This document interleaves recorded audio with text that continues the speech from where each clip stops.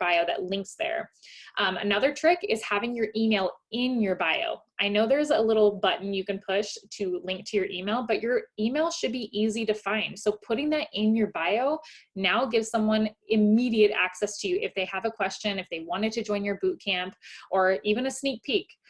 And then the next thing is, does your page represent you or does it represent Beachbody? I see so many coaches where when you go to their feed, you can instantly tell they're a coach because you see Shakeology, you see a ton of brand names everywhere of the program they're doing or Beachbody itself. And you want to make sure you're branding you. You have to remember at the end of the day, every single one of us sells the exact same thing. There's nothing that I sell that you don't sell. So what's going to set us apart? And it's going to be our brand. It's going to be our feed. It's going to be that storefront and what we have to offer. So make sure that you are setting yourself apart and you're not just branding Beachbody there, because you want people to join for you. So the next thing is content. It's really important to have good content on your feed.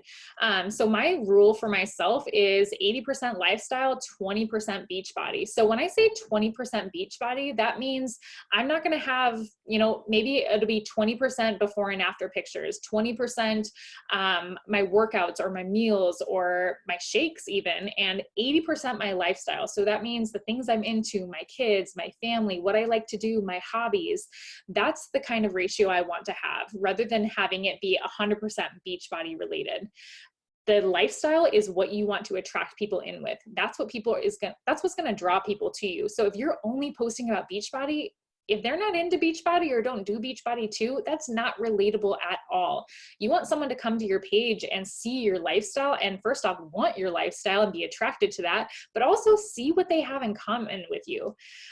My rule of thumb is one post in my feed a day and the rest goes in my stories. So that one post on my feed is my highlight reel. I'm not saying you have to like pretend like everything's all rosy and dandy, but it should be your best picture. It should be well lit. It should go with your preset. It should go with the theme of your page, and the rest of it goes in your stories. So that's what my rule of thumb is. Also, I know a lot of us would probably say we lead very boring lives. And I hear a lot of my coaches say, I don't know what to post about because I am, not super interesting. So one thing I like to do is, first off, do a brain dump of everything you love. I'm one where it's like my kids are kind of my life. I work a ton. So it's like outside of that, sometimes I can feel like, man, I don't have a lot of hobbies. What do I actually post about? But this is where make a list of all the things you love. So for me, I love coffee. I love pinning quotes on Pinterest. I love cooking. I love food. I love to go shopping. I love makeup. I love bargain hunting. You'll find me like at Ross and TJ Maxx and Marshalls, and I love to talk about the finds that I get there. So think about all the things that you like that maybe you can talk about, even like down to the TV shows that you love, the music you like. These are things that when you post about these things, you can create conversation there. When I post about my workouts, I might get one DM that asks me where I got my yoga pants, but man, if I talk about the fact that I'm watching the Santa Claus 2 tonight, oh my goodness, DMs like crazy, or the Bachelorette. So many DMs about that where we can talk because we love the Bachelorette together. Or we love going to Starbucks and people are asking me what I drink there or where I got my outfit. People never really message me and ask me what kind of shake I'm drinking. So I like to make connections over the other things I love and then sprinkle in Beachbody. So when they go to find a coach or they're ready to join, or I send that invite, they're going to have a relationship with me. They're going to trust me. They're going to know we have a lot in common, and they're going to select me as their coach. I also love to get ideas from Pinterest. So I have this board on Pinterest called Captions. It is a secret board, so no one else can find it. But when I get bored or when I'm, lacking inspiration, I go on Pinterest and I will scroll a little bit and find quotes I love, things that motivate me. And I love to pin them down. So then when I'm in a rut, I can go on here and scroll. And it's not to go take these exact quotes and post them on my Instagram, but maybe I can get a post idea, something to write about, something to talk about and share about that comes from one of these ideas. Sometimes I do direct quotes, but usually those don't do super well. So it can trigger an idea though for me, a story I can tell about myself, to link it to one of my pictures on my feed. So I highly recommend create something that like gives you inspiration. Personal development is a great place to get your inspiration too. And anytime I'm reading or listening to personal development, when there's a quote or an idea or something that really fires me up, like write it down, highlight it, so that way you can go back to it. These are great topics to share. And then lastly, like for your stories, this is where you document your day. Like this sounds probably really cheesy, but sometimes I pretend like I'm on reality TV, like I'm sharing my life. I'm sharing what I'm doing in the morning, what I'm doing for lunch, what I'm doing throughout the day. And I leave a very, very boring life. Most of the time, the only time I leave my house during the week is to drop my son off at pre-K and then pick him up. Like I don't do a lot of stuff throughout the week, but there's so much we can share. We can share all the ins and outs about our day and what we're up to and tips and tricks and ideas. So just make sure like document your day, because there's so many times when I'm like looking at a new coach on my team and I'm, giving them feedback, I see their workout, I see them shaking their energize, and I see their Shakeology. None of that makes me want to wake up in the morning and go say, I got to see what that girl is saying. You want to have a feed where people, the first thing they do when they wake up is they got to go check your feed to see what you're up to. And if you're not sharing your life and you're not giving them something to follow along with, then they're not going to be coming and checking to see what workout you did today. So I feel like a lot of people know this, but just in case you don't, something that really can help your feed is tagging not only locations, but brands, and then also using relevant hashtags.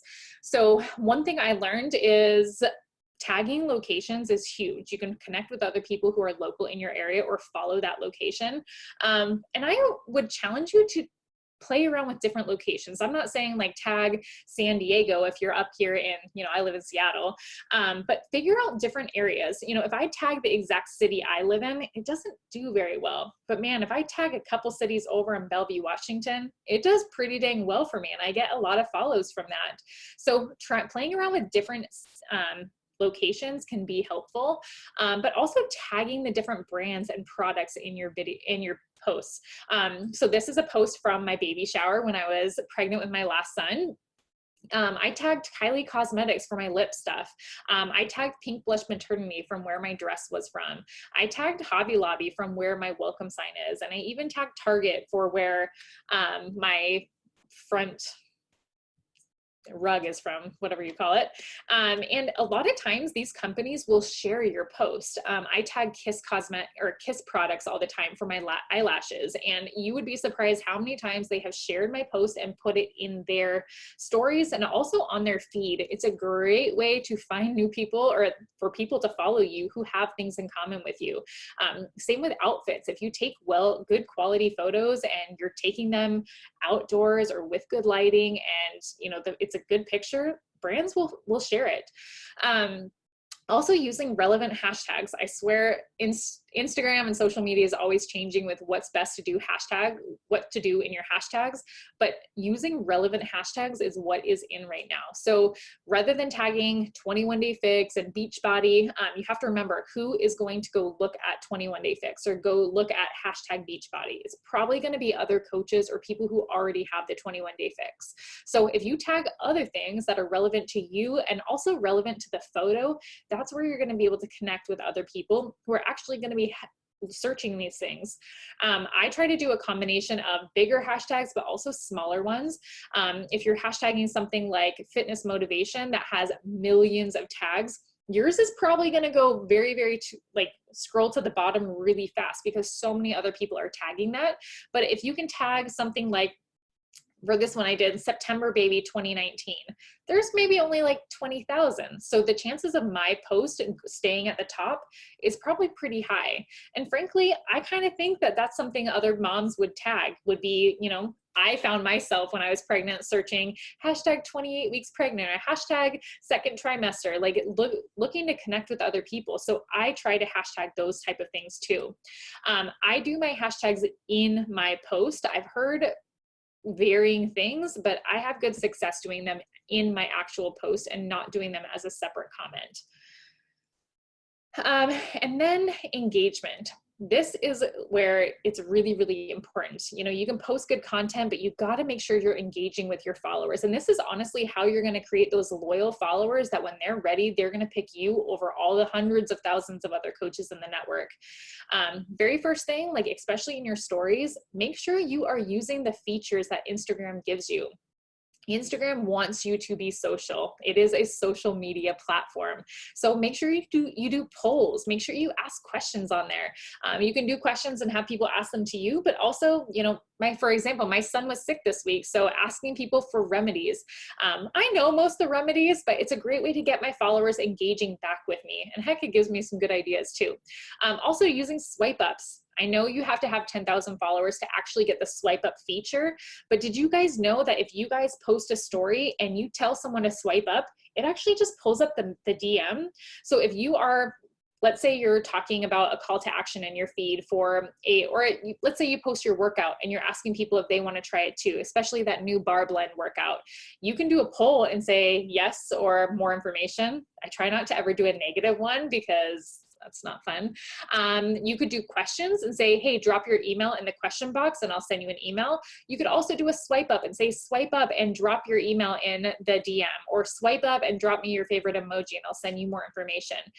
But make sure you're using these IG features to your benefit. And they don't always have to be for call to action. Sometimes they can just be for fun. But it's a really good way to get your followers to start interacting.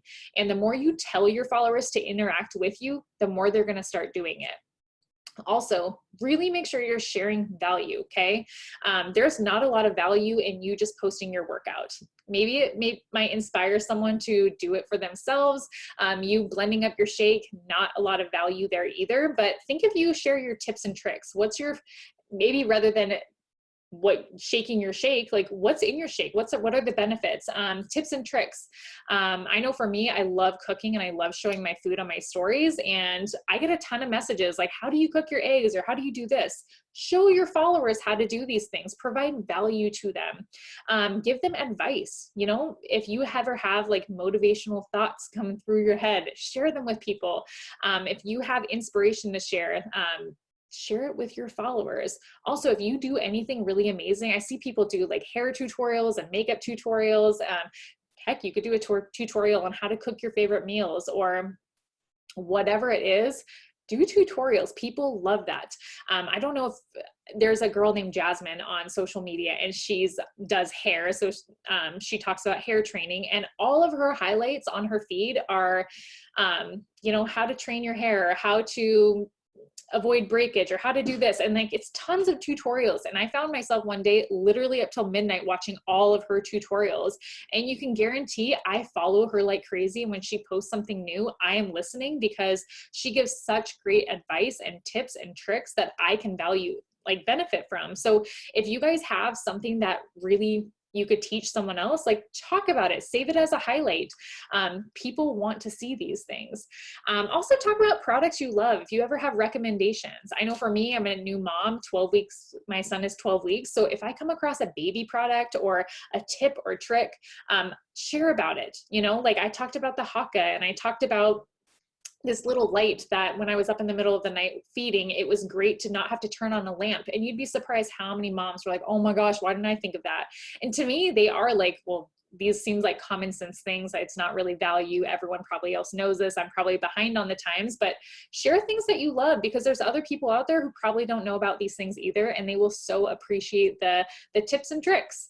And then also make sure you are engaging with your followers. So this is an example of a post I did last month, and I was traveling to leadership with my son and my husband, and it's my first time traveling with a newborn. So I went on my stories, I asked for feedback, but also on this post, I asked for feedback of traveling with a baby. I try to think of like, what would I comment on to give feedback? And for me, if it has anything to do with kids, like I swear moms come out of the woodwork and they're ready to give their opinions, sometimes not always the best ones, but this was a great thing to get some feedback and get some interaction with my followers. But the other thing is you got to make sure you engage back. So when you go to post on social media, no matter what it is, whether you're asking for feedback or not, make sure you engage back. So when you post, that first hour of posting is crucial. That's like golden hour. So when you post on social media, you better be prepared that anytime you get a comment back, that you are commenting back right away as well. If someone even comments just an emoji, comment an emoji back, comment something, engage back with your followers. For this one, when people were giving me tips and tricks, like I was responding back. It's going to create engagement on the post, but also I think followers appreciate that we're reading the comments and taking the time to respond back. And then another trick is when you post on social media, share it to your stories. There's this little, I don't know if you guys can see this, the little, looks like a paper airplane to me, the little triangle thing. Share it to your stories and cover it with something, so that way someone has to click on it to see what the post is all about.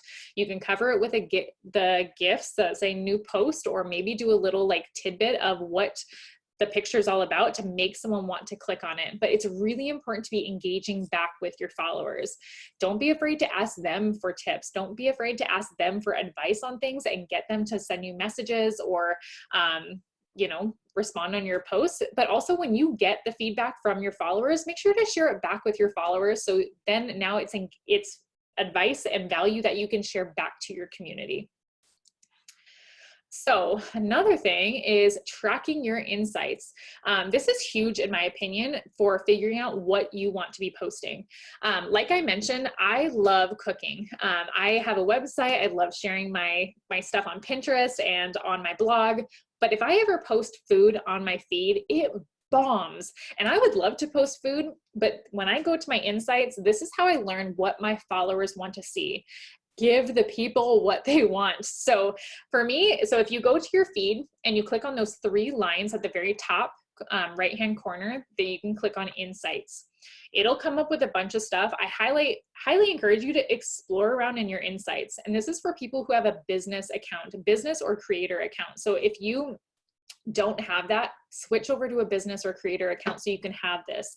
You're not going to lose functionality, but you're going to gain a ton of insights on your social media account. So very first thing, if you go into your insights and then click on content, which is what it usually pops up as, click on posts and then click on see all. These right here, you can see these posts of mine are my reach. This is my reach for the last year. So now I can look at what posts do the best. So if you look at this, you can see a common theme. My before and after pictures do well. My top 5 posts in the last year have been my before and after pictures. And then the rest of them, you can tell I'm done up in them. I'm wearing makeup. Specifically, I can see I'm wearing my eyelashes in all of them. They're not sweaty selfies. They're not they're not even poorly done pictures. So I know that people like to see me with my hair done. They like to see my makeup. They will like to see my outfits. I should be making sure that that's what goes on my feed. The rest of this stuff, because frankly, I don't wear makeup every single day. I don't wear lashes every day. Maybe that stuff goes in my stories, but for my feed, it needs to be a lot of before and after pictures, and it needs to be me doing selfies where I'm done up. And then you can see these are drop downs at the top. You can see all, 1 year, and reach. So you can change those and see maybe the last 3 months. Maybe you can see all time, maybe the last 6 months. And then if you do this drop down on reach, this is what it pops up. You can see which posts got the most emails, which ones got the most comments, the most follows, the most likes, the most profile visits, the most web clicks. Like you can do all of that. So when I'm looking for a call to action and I'm like, which one should I do? I can go on here and see which one got of my coaching breadcrumbs, which one's got the most engagement. Of my call to actions, which one got the most website clicks, to see which of my posts are doing the best. So this is a great thing to look at, you guys, to make sure. And if you guys can see, food is not in any of this. So I know that that's probably not going to go on my feed here. But even you can look at not only the pictures, but what were the descriptions in these ones? These ones at the very top, they're all short and sweet descriptions. They're not the books where I'm telling my life story. So I know my followers probably like short and sweet descriptions. So this is a great tool to be able to use to see what you should be posting more of. And then the next thing is creating a marketing plan. Like I said, social media isn't just a throw things up and see what sticks. There is a strategy behind it. So one thing I do every single month, and I usually do this a month in advance so I can plan out my month, is I create a marketing plan. I get out a calendar. So whether you print one off or look at your phone, I schedule out when my challenge group is starting. I schedule out all my sneak peeks for the month. And if you do free groups, you can schedule those out. So anything you're going to promote for, put it on here. If you're doing a launch party for Bar Blend, put that on there. If you are doing, heck, a free, my team just did a flash sale, or if you're doing a, free live workout, like put anything that you want to promote on a calendar. So then you can then reverse engineer when you need to start posting about it. And then when so for example, I have a boot camp starting on Monday. So for the month of November, scheduled out when I need to be talking about my boot camp to make sure that I'm hitting my goals of having girls in that boot camp to start. So I'm not going to start talking about that boot camp Sunday night, the day before it starts. Like, I've been talking about it for the last month, but I go in sections of when I talk about what, to make sure, one, I'm not overlapping. So for example, you're not going to catch me on social media talking about a sneak peek and talking about a free group and talking about a challenge group all at once. I'm going to pick one thing so that way my stuff doesn't overlap, because that can be super confusing to your followers. So I really recommend get a planner or get something to start making a game plan for yourself and reverse engineer when you need to start posting about it. And when you need to start posting about it, and then you can go even further. If okay, on December 3rd, I need to be starting to talk about this, you can then go, okay, what should I post about it? So that way, okay, next Wednesday, Thursday, Friday, I'm going to post before and after pictures with this. And then you can also figure out how long you need to talk about these things. And I see that question in the comment over here. To me, it's very, very different for everyone. I know, okay, if I put a call to action on my stories, I'm going to get roughly this many applications. So I probably want to do that a certain amount of times to get people joining my groups. So this is where I would ask yourself, for a boot camp, how many days do you think you need in order to get the amount of people in it that you want? For a sneak peek, how many days in advance do you think you need in order to get the number of people joining that you want? For me, I try to, the very first week of the month, I'm talking about challenge groups like crazy. So for example, my boot camp starts on Monday. Up until like next Wednesday next week, I am going to be blasting my boot camp because I want to get people in there as much as I can. And once we get started, then I kind of feel like they're kind of past the deadline. They still could join, but that's kind of when then I'm going to go to my sneak peeks. And once I have, and also talking about my boot camps the very first week of the month allows me to hit Success Club usually on the first day of the month, or at least by the 5th of the month. So that's kind of my strategy there. I start my boot camps on the first Monday of every month. Then I switch over to my sneak peeks, and I usually run sneak peeks at the mid-month. And then the very last week of the month, I go back to my boot camps as a last call. So pretty much 2 weeks out of the month are boot camp and 2 are sneak peeks. But that last week of the month, I'm talking about how I have 5 spots left and the deadline to order and really pumping that up. But to me, your schedule is different for everyone, and it's good to create a marketing plan so you can figure out what works for you. And it might be a lot of trial and error of creating a plan and going, man, I gave myself way too much time to talk about that boot camp, and now I kind of feel bored, like I don't have anything to post. Or maybe you'll cut things too close and be like, dang, I don't have enough time to be posting about that, and I should have given myself more time. But the only way you'll know is by creating a plan, sticking to it, and seeing how it works. So one thing I like to do when I know what I'm talking about is to pair my breadcrumbs in my feed with call to actions.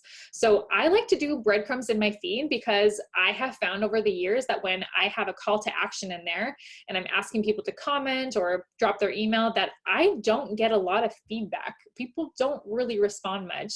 Whereas if I do a breadcrumb like this one here, I will get a lot of feedback. But had I put my next boot camp starts on Monday, drop your email below, probably would have gotten 2 emails off of that. Whereas when I do a breadcrumb like this, people will comment and, respond to my post.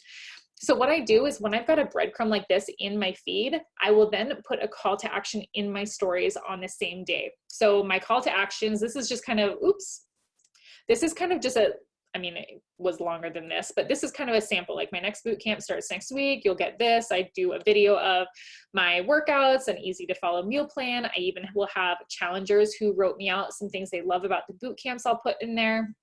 And then I have the swipe up for more info. If you don't have the swipe up, you could talk about how your link is in the bio. You could have a poll there. You could do the questions, or have them swipe up and put their email in the DMs. But I find when a breadcrumb in my feed is paired with a call to action in my stories, I get really good feedback. It allows me to get engagement on my post in my feed, but it also allows me to get people looking at my call to actions in my stories. The other thing is, make sure it is easy to contact you. Someone should not have to search hard to figure out how to contact you and how to get more information. So make sure you have a link tree set up. Link it to, I like to use Google Forms. Other people use different things, but have something. How are they going to give you their email to get more information? You can, like I said, ask them to vote on a poll. You can have them drop their email address in, you can have your email address in the bio, do questions and do the swipe up. And then also I saw people asking what breadcrumbs are. So breadcrumbs are pretty much trailing up. So I always think of like your call to action is the big shebang. You want people to fill out a form and ask for more information essentially. So breadcrumbs are just a little bit of information that's going to lead up to that big call to action. So you're not calling them to leave their email or drop an emoji or do anything like that, but it's talking about the same thing. So for example, if I was going to do a coaching breadcrumb and a coaching call to action, my coaching call to action would be coaching related, obviously, but my breadcrumb might be talking about how I'm able to stay home with my kids, or what I'm working hard to do, or how this community has blessed me, something I love about coaching. So it's going to be that rather than having them stop and drop their email there.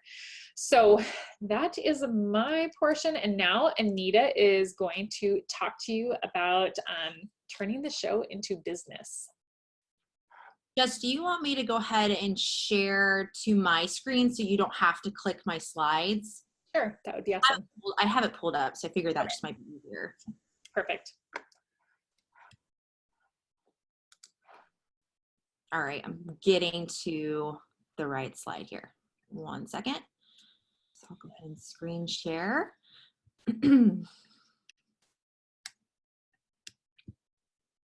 Okay, present. Okay, can everybody see this? We're good? Okay. All right. So I'm going to talk to you guys, and Jess, your tips were amazing. I was sitting here on my phone doing them all, like absorbing everything. So thank you so much. So I'm going to take it a little bit further and talk about action steps that you can take behind the scenes, because getting that social media going and getting the show going and getting people excited and following you, that's fun and it's great, but how can we go ahead and do more to turn that into business outside of just calls to action? And I have a little bit of a personal story about this. At one point on my Instagram, I was getting way more engagement and traction and more followers. And every time I did a call to action, I'd have 50, 30 people interested every time. And then all of a sudden this year, something shifted in Instagram as far as algorithms are concerned. And I saw a major decline in engagement. And I didn't change the way I posted. I didn't change anything about when or how I was posting, but Instagram and Facebook, they're always changing on us. And I personally relied a lot on just the attraction marketing side of things. And I wasn't doing enough behind the scenes, creating relationships and following up with people and inviting. So I want to talk about that, because even if your engagement plummets or something changes in social media, you still have control over the growth of your business. My Success Club points did not tank alongside my Instagram tanking, because when I saw those things changing over the last year, I knew I had to dive in and start doing way more things behind the scenes to really utilize my Instagram. So if you don't have a ton of followers and you do not have a big social media presence, you can still build a successful business. You can still build an income as a coach. If you are not seeing a huge, I guess you could say, I don't want to say viral aspect to your Instagram, but if you're not seeing a lot of traction, a lot of things happening, that's okay. We definitely don't want you to feel like you have to be a social media influencer and have a huge account with 20,000, 50,000 views, because in reality, most coaches do not have 60,000 views or 60,000 followers, right? So you want to know what to do right now with what you have. And one of the best tips I've ever gotten as a coach is, if you're new, focus on what you have right now. Focus on what you have at your fingertips, your warm market, people you've created relationships with and connections with, and start doing some behind the scenes stuff. I personally was recruited by invite. Leslie's on the call right now, and I will forever remember how I became a coach. Some come on because of calls to action or attraction marketing, but me, I'm the type of person that would have never ever clicked or contacted somebody on a call to action. The only reason I ever talked to Leslie was the relationship we built. So it's not necessarily all or nothing with this. You need to be doing both. You need to be working on creating a social media impact. And, honestly, the more followers you have and the more people seeing your stuff, the better, the easier your job will get, because more and more people will be signing up with you. But at this point in time, if you're a newer coach or you don't have a big, following yet, you can still build a business. I built my business to 8-star diamond and elite top 10 with my Facebook personal page and a little bit using my Facebook like page. I didn't start the Instagram journey until I was like a year and a half in as a coach. And I didn't really start taking my Instagram too serious, or Instagram stories, until about 2018. So it is possible to do a lot behind the scenes too. Okay, so my topics are going to be personal message, how to invite via call to action, so something we've already kind of touched on, how to create relationships through personal message, how to create connection via comments, and how to follow up and why, and how to track and keep relationships building. I need to take a sip of water. And it's pouring rain here, so you guys, I might kind of come in and out because it's kind of going nuts right now. All right, next slide. So there are 2 ways to invite. Whoops. From my experience. So there's the private message invite, and I'll give you guys an example of what that looks like. And somebody asked me a couple of days ago, does this really work for you in your business? You messaging a bunch of people that follow your page? And I was like, actually it does. At this point in the month, I'm at Success Club 60. And 90% of that was me sitting down and inviting. So you don't let the 1 or 2 or 3 people who say no or give you some negative feedback, don't let that stop you. Because some of the people that I invite, they just started following me, or they just started like getting on my vibe and checking me out. So don't be afraid of personal message invites. They do make a difference, because some people are too afraid to reach out or too afraid to actually take part in a call to action. That was me when I started. So that's why I keep inviting behind the scenes on top of my calls to action. Just because I know I might find that girl like me who's just terrified to reach out. So calls to action and inviting are equally as important, and you can do both. So here's an example of a basic invite. So it's a hey girl message, and I know everyone's like, ew, don't do that, but they work for me. So I'm just going to share with you what I do. But this is a quick, hey girl, thank you so much for following my Instagram. If I were to hook you up with a meal plan and workout plan, would you be down to dive into a 6-week workout routine with me? And this gal said, what would this entail? I already work out almost daily, but definitely need help in the food department. And so in what I do, and you don't have to do this, but I personally take everybody to a forum, because I cannot possibly keep up with everybody. I want everybody in a database. in a bank. So when I go to follow up, there's mass action being taken, and I don't have to sit at my computer for hours individually following up. So I send everybody to jotform.com, and it's free when you first get started. You can create a very general form. It does not have to be fancy. In fact, my forms have always been really basic because I want my coaches to be able to duplicate this, and I don't want customers to come to the form and get overwhelmed and peace out. It's super simple. What's your name? What's your email address? How'd you find me? So I know what to keep doing. And when I do this, it's so funny because the how did you find me has really, I would say 60 to 75% are you messaged me, okay? So I like to take it to a form, and then when they do come to my form and apply, I will email them back a very generic description of my challenge group and what that entails. So email works best for me, bringing them all over to email. That way I can track, that way I can keep them in my jot form. And what I do after I've followed up with them 2-3 times, and I'll talk more about follow-up in a minute, they do go into my MailChimp, which is also a free service where I house all of the email addresses I've collected over time so that I can send a monthly newsletter. Okay, so here is an example of a call to action invite. I love doing freebie groups.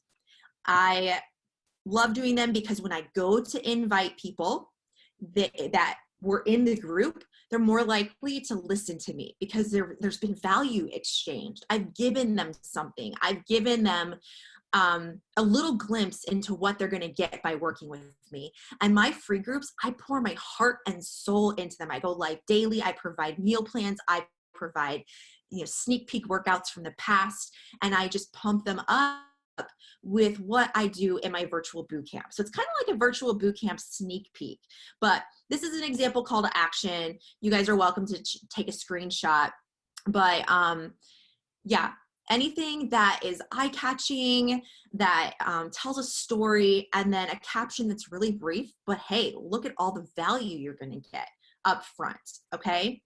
So let's see, next slide. Okay, and here is a call to action that I do in my stories. So I try to do a little tiny call to action every day. I don't like my stories to get drowned by a long call to action. I do one long one or 2 long ones per week. Sunday night is my jam because when I look at my stories, my views are double to triple the size Sunday night. So on Monday, this is how I know, because I go to my stories on Monday and I look at my past 24 hours and I'm like, dang, that is prime real estate for Spot to post. So this post doesn't really give a good example because it was 11:11 a.m. But this is a short call to action I do. Super sweet, super short. It happens after my daily morning routine. I post the same exact stuff every single day. It's like clockwork. Everybody knows if they go on my page, it's affirmations, celery juice, crack juice, which is energize, my workout, and then a quick call to action. So I go through all those steps because that's what my virtual boot campers, I encourage them to do. So I go through all those steps, and at the very end, I put one little call to action. Are you ready? Let's do this. Swipe up, and I give them a list of the things that they're going to receive from working with me. Now, if you don't have the swipe up option, I think Jess touched on this, but you can swipe up, you have them swipe up, and I think they can place their email into your page. I think that's the case for everybody. But if you don't have the swipe up option and you don't want to do that, a poll saying yes or yes. You don't have to put yes or no. You can literally go in and type yes or yes. So if you're interested, click yes. And then go and talk to the folks that clicked on that poll, okay? And then make sure you get that email address. But this is a quick little, hey, my morning routine is coming to an end. Do you want to do this with me? After going through the process of showing them what it is that I'm doing. Okay, so the next big tip that I have in regards to turning things into business is my landing page. And it's truly just my link tree in my bio. And this just gives people a way to reach me and learn more about me without having to search too far. This is a really easy place for if they're like, hey, I want to do whatever it is that she has. So these little links go with what I'm promoting in my feed and in my stories. And I will tell you, I don't get a lot of business from this, but I do get 1 or 2 great boot campers or coaches. So like I said, my real way, like the one that makes the biggest impact right now, at least, is inviting and calls to action. But this does give them that last place if they're just like, I can't get in touch with her, maybe it's a weekend, and they can go grab this stuff for themselves on their own. And every time somebody fills out one of these forms, they automatically are placed into my MailChimp. You don't have, that's hard automation that I'm not going to teach you guys tonight, but you can just basically take all their emails from JotForm, and because you can look at all the submissions, copy it and paste it over to your MailChimp, and boom, you're building that email list. And email lists are so crucial because, guys, Instagram could disappear tonight. Instagram could be gone. It's very unlikely, but the life and livelihood of a social media account is not in as your email list. So you can kind of drive traffic over there. That's great. Great example, guys. Facebook was like the thing, right? Like 4 or 5 years ago, I built my Facebook 98%, my business was built from my Facebook personal and like page, and every call to action was crushing it. I was getting 4, 5, 1,000 likes on every post. I mean, I thought I had it in the bag forever. And then all of a sudden, Facebook tanked. I'm not sure if it's on the rise again because I'm so focused on Instagram right now, but I had to rely on my email list to hit Success Club for a few months and my Instagram while I was getting my Instagram up to speed. So please try to get people to email so you can keep them on your newsletter list. You can do follow-ups, group big, massive follow-ups every few weeks, being like, hey, here's my next virtual boot camp. It's kicking off May 1st. I have open enrollment. Email me back.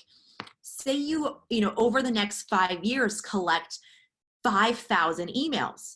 That's 5,000 guaranteed inboxes that you're going to land in weekly if you keep that list going. I currently have almost 20,000 emails in my email list, and I can email blast them the next challenge group call to action, and I will hit Success Club 6 right away because I have all the instructions on how to enroll in my virtual bootcamp. That's the kind of goal you need to have in place for an email list. Your email list can really pay off over time. So it is worth the extra effort. And I know I was really hemming and hawing over the email list thing because I was like, gosh, that's really complicated.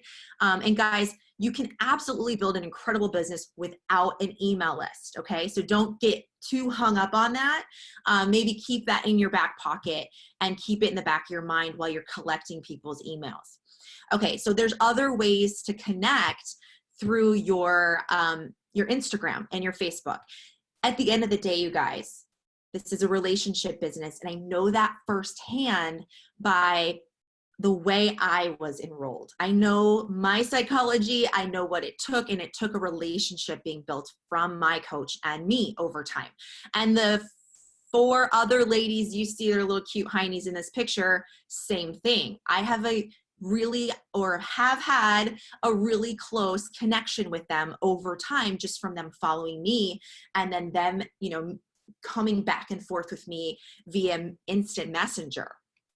So to keep the ball rolling with relationships, I always welcome new followers. So whenever I see a new follower pop up, I go right to their page and I just say, hey, I see you. Thanks so much for following my page. This is what you're going to get value-wise from me. I hope you enjoy, and let me know if you ever need anything or have fitness goals that I can help you with.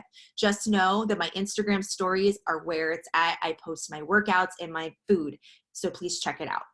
You will not believe how many people I have sign up right away from that. They're like, wait, what? Fitness help? They go look at my feed. They're like, I want to do that. Most of the time, not the case, but I've had it happen a lot. But most of the time, they just say, thank you. I'm excited to follow along. What happens when you do that, when you message somebody, is that you land in their feed. your posts start coming up because Instagram recognizes your connection with that person and wants to honor it, because this is a relationship social network. So try to welcome as many people as you can. I know it can get really hard, especially if you're adding a ton of new followers. And for those of you who are super seasoned, this is definitely something that you could hire or have an assistant do. Maybe you're in your 3rd, 4th, 5th year and you don't have time to sit there and welcome all your followers. Have an assistant take on that task for you. My motto with this business and any business is, if you've mastered it and you can teach it, outsource. If you can afford it and you've mastered it and you can teach it, outsource, so that you can go on doing something you really truly love. Okay. Comment on posts and stories. Again, commenting back and forth with people lands you in their news feed. Commenting and messaging people through their Instagram stories puts them in in their news feed, brings you to the front of their stories, so they're more likely to hit you up. Also, comments, posts, stories, messages, they create relationships, they create trust. When you start that, you've kind of built that gateway to trust. You have more of a chance of having them come around and enroll with your virtual bootcamp or coaching. They're more likely to listen to you. Now, say you're Johnny Appleseed from India with fake photos, and you message someone, "Hi, sign up with me as a coach." What do you think is going to happen? He's going to get blocked by everybody. So you've got to have it where you look like you're an established human being with an established page with a history of posts, but you also want to create those relationships. And it's very simple. A simple comment can go a very long way. So 5-3-1 method or the 4-1-1 method. Need more water. And I'll try to wrap us up here in a couple minutes. So the 5-3-1 method or the 4-1-1 method, really I'll dive into this, but any kind of method doing this at any number will help, because comments, likes, follows, things like that, that's what Instagram wants you doing. So the 5-3-1 is 5, and I learned this from Chalene Johnson. She's the queen of growing social media. She has a training called the Instagram Impact and the Social Media Impact Training. But I learned the 5-3-1 method, and that's 5 likes, 3 comments, and it's either a message or a follow, or you could do both. I do mostly 5-3-1. It is a lot of work. So again, when you master the 5-3-1 method, having your assistant, when you get to a point of being a few years in, you have an assistant, having them do that for you is super helpful. But the 5-3-1 method is the only thing that I have done really to grow my page that hasn't been blocked or created bad engagement. When you go and you do something like buy followers on an app, which is very bad news bears, because they're all bots, okay? And Instagram hates that, and they will block you, shut you down, make sure your account has horrible engagement. Trust me, because I have done it, okay? I once bought 5,000 new followers from an app, and I was like, heck yeah, I cracked the code. I'm going to be a bazillionaire. And then everything tanked, okay? So stay away from that stuff.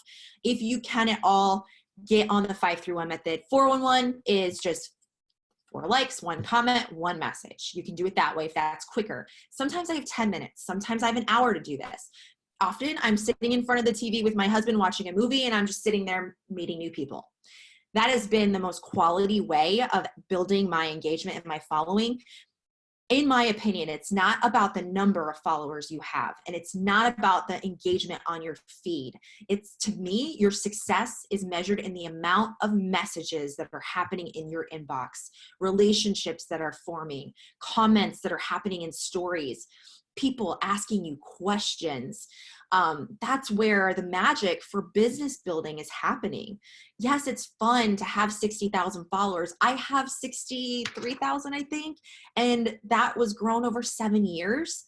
But the number, no matter if it was at 36 or 66, my amount of conversations happening behind the scenes have not really changed much, to be honest. So that's a great method. Jess and I kind of went back and forth on some of the methods that are popping up like the follow unfollow and just going and following a ton of big accounts and hoping people follow you back. So there are, buying likes and follows, shout outs. There's so many different tricks and hacks that you're going to find on YouTube, but guys, they can be bad for your account, because Instagram has really, really hammered down on authenticity on social media. They want everything to be authentic because they want to protect their Instagram followers. They want to protect people in their business. So the best thing you can do, guys, is just focus on those relationships, those comments. And I know it's like, where's the quick fix? How can I just blast off into amazing success? The relationship building takes time and patience. But I feel like 5-through-1 is a great method. I know of like top coaches who use the 5-through-1 method, and they'll write on a notebook paper 1 through 50 and aim to do 50. Oh, I love you. Good night. Aim to do 50 to 100 5-through-1 methods every week, consistently, no matter what. I bet if you did 20 to 100 every week or month, in a year, you're going to see huge growth in your Instagram engagement. And that's where the magic is, not the number, not so much, all the fancy stuff. Really, it's all about those relationships at the end of the day. Okay. Follow up. Let's go through that really quick, and then I will let you guys go enjoy the rest of your night. Okay. So I wanted to give you guys a funny example. This message is just from, let's see here, November 18th. This chica was the rest of the original message I showed you in the beginning of the invite. This is the rest of the message.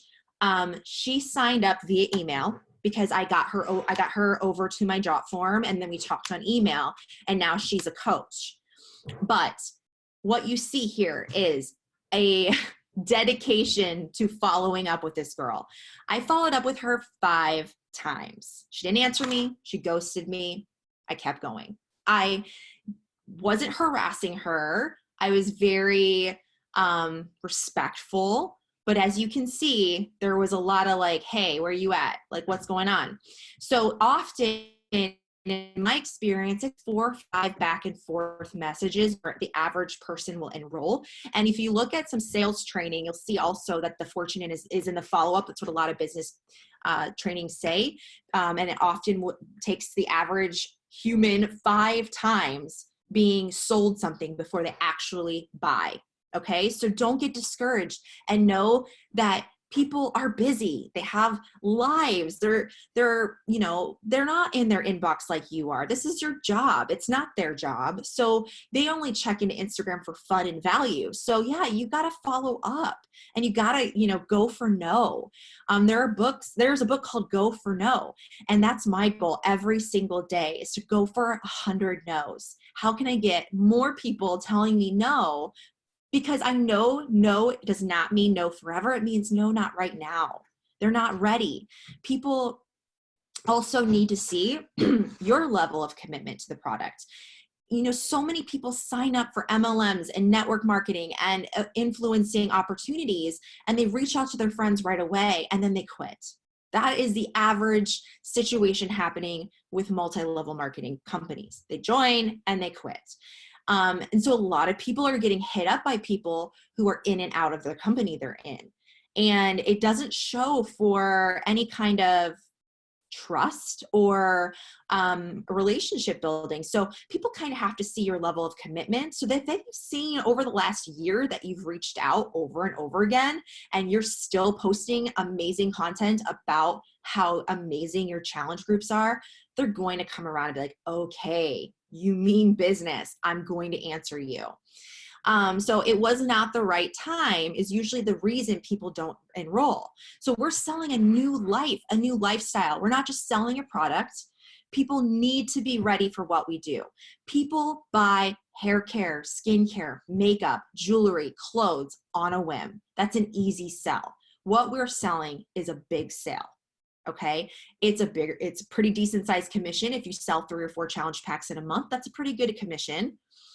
But you've got to get people's buy-in. It's not just a $20 lip gloss. You're looking at $160 and committing to 60 days with you.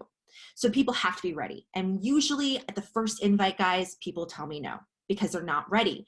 But once they've watched me be proof that the products work by doing all the things that Jess had shared at the beginning, through that, they're like, oh, okay, she's reached out to me, a relationship has been built, and she is in that social media doing her thing and showing progress.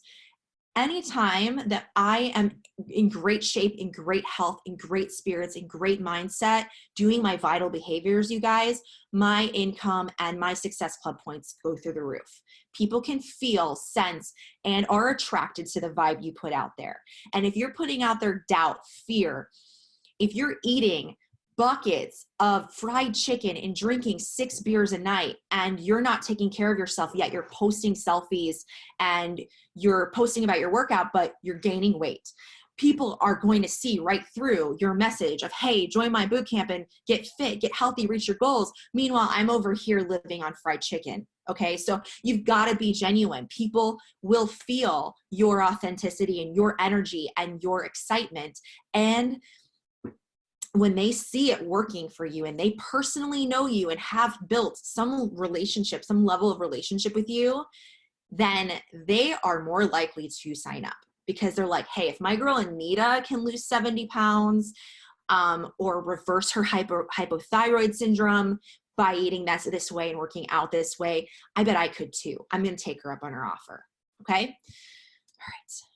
The follow-ups, fortune's the follow-up. Most of when I look at my Success Club points and I go back and I track who's signing up, I go and I see so many messages and emails back and forth, back and forth. I have scrolled back to 2014 on a few people. Okay. So you definitely have to be talking to more people.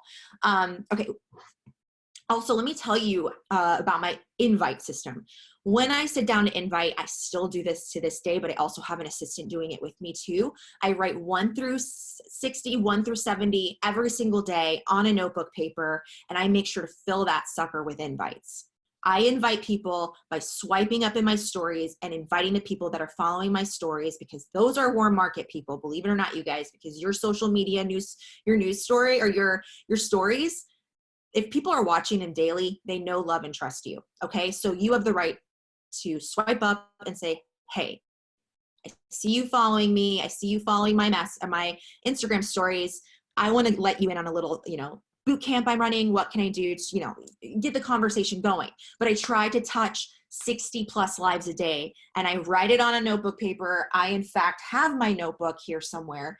But I pay an assistant who, I pay her a few dollars an hour, and she also does the same thing. So I double down on my invites every day. But most people on those invites say no, but I have their email address because I asked them for it. So I brought the conversation to email, and now they're in my mailing list. So they're not going anywhere. So common little follow-ups you can say, did you see my last message? I know it was the weekend, so I just want to make sure I caught you. Or number 2, time urgency. Hey, my next challenge group, December 2nd, where are you at? Let's do this. Like, I want to get your challenge pack ordered. I want to get you in the group so we can start on time. And so you can get your tools on time. Cost urgency. Hey, that $20 promo code is going to expire soon. Or, hey, that $20 discount in challenge packs this month, it's going to be over soon. Let's get you taking advantage of that now. Or simply saying, hey, are you free at 6 o'clock tonight? I'd love to hop on the phone with you and get you set up with your challenge pack. Okay. I used to do that a lot in the beginning. Now I talk to a lot of people, so I don't always have the time to get people on the phone, but I've had really great success with, if you're like at the end of the month and you've got to hit Success Club, this is a great way to lock it in. And then be funny, be yourself. There have been times where I would send the ghost emoji and be like, hey, I saw you watch my story yesterday at 11:11 p.m. Here, see, screenshot.